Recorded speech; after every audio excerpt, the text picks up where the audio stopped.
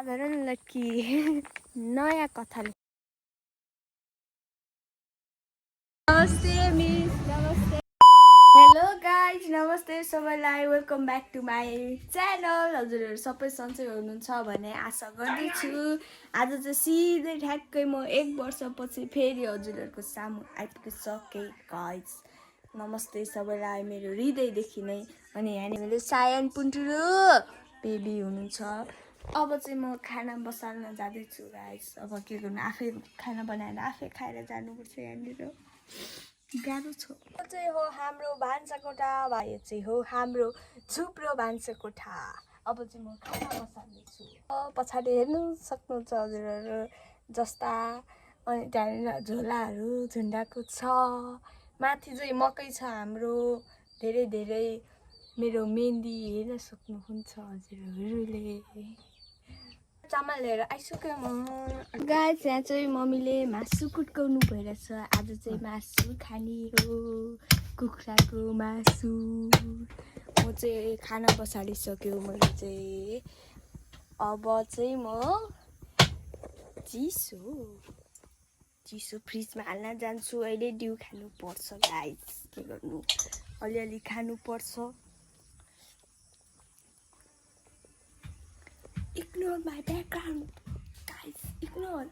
ए डिउ त यहाँ पनि रहेछ, केही छैन। फेरि पनि हालेर राखौँ अनि खम्ला सबै। मैले ठ्याक्कै 1 वर्षपछि भ्लग बनाउँदैछु गाइस।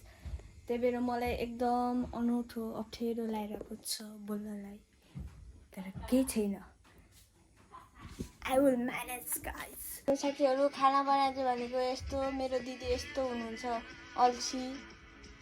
मेहन्दी हेर्नुहोस् यसको, जस्तो मेहन्दी भनेर भन्न मिल्दैन।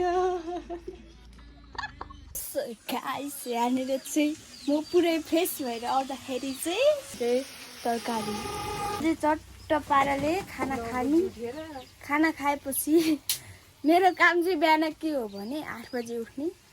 काम केही छैन, उठ्यो नुहायो, अब खाना दिदीले बनाउनु भइरहेछ, खाना खाने। त्यसपछि लाग्ने फेरि मेरो अर्को स्थानमा 5 घन्टा बिताउन जाँदैछु म मेरो कथा कफीमा। केही कथाहरू लेख्न जाँदैछु 5 घन्टाको लागि म। खाना चाहिँ यहाँ बसेर खाउँ होला। आज चाहिँ बसेर मासु भात खाँदैछु। सो गाइस, म चाहिँ रेडी भइसकेँ। अब चाहिँ जाँदैछु क्याफेमा कथा कफी। म चाहिँ घरबाट हिँडिसकेँ। यहाँबाट हिँडेर उताबाट बस आउँछ अनि त्यसमा जानुपर्छ 11 बजेको बसमा। म चाहिँ बस चढ्नलाई रमेश चोक पुग्नुपर्छ। त्यता चाहिँ आधा घन्टामा बस हिँड्छ क्या। अनि हाम्रो यहाँ कहाँ साझा बस आधा घन्टामा आउँदिन। उता चाहिँ आधा घन्टामा बसाउँछु। उता पुग्नुपर्छ म रमेश चोकमा।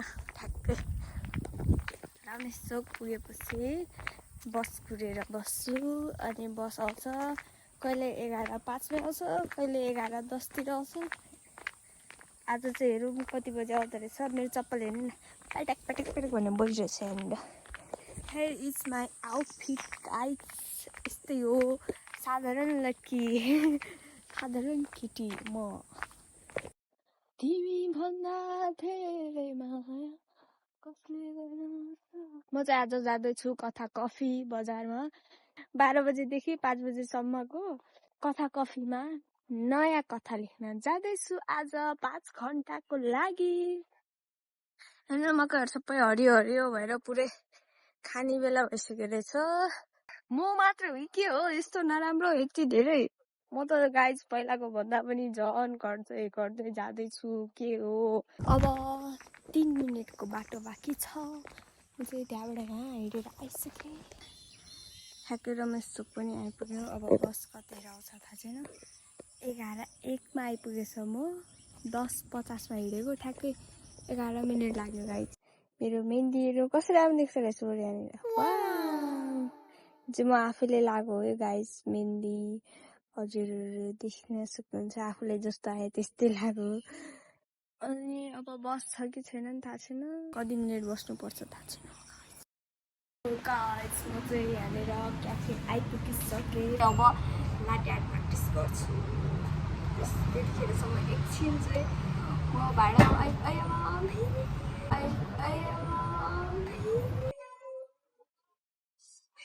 म चाहिँ हजुरहरूलाई कथा कपीको छोटो क्लिप हालिदिन्छु गाइस।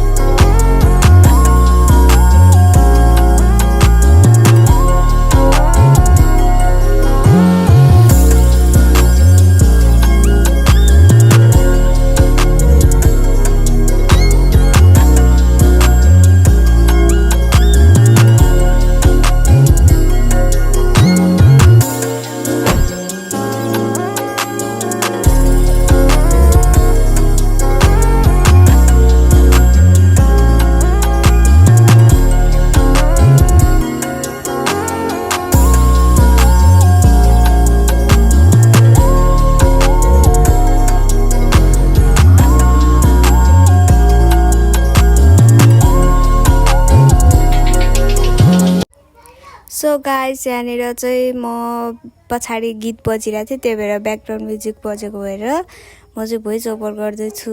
म चाहिँ लाटे आर्ट प्र्याक्टिस गर्छु भनेको थिएँ अघि, त्यही भएर यहाँनिर प्र्याक्टिस गरेर हेर्नु आर्ट। फेरि म अब राम्रो बनाउँछु भनेर फेरि म चाहिँ टुलिप बनाउन थालेँ। अनि मेरो टुलिप चाहिँ फेरि यहाँनिर हेर्नु अहिले पनि त्यति राम्रो बनेन। म चाहिँ फुलमा पानी हाल्दैछु।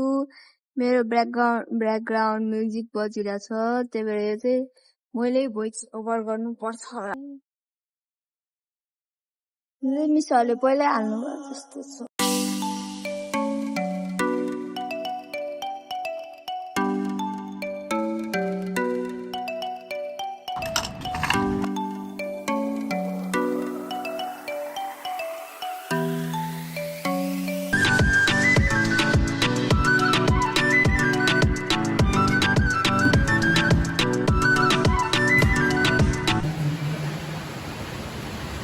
सो गाइस यहाँ चाहिँ पानी परेर मैले चाहिँ फेरि टेबलहरू सबै मिलाइसकेँ। अब आउनेवाला बेला हुनु नलाग्यो, म हजुरहरूलाई देखाउँछु। उहाँको नाम चाहिँ हो सोनु मिस।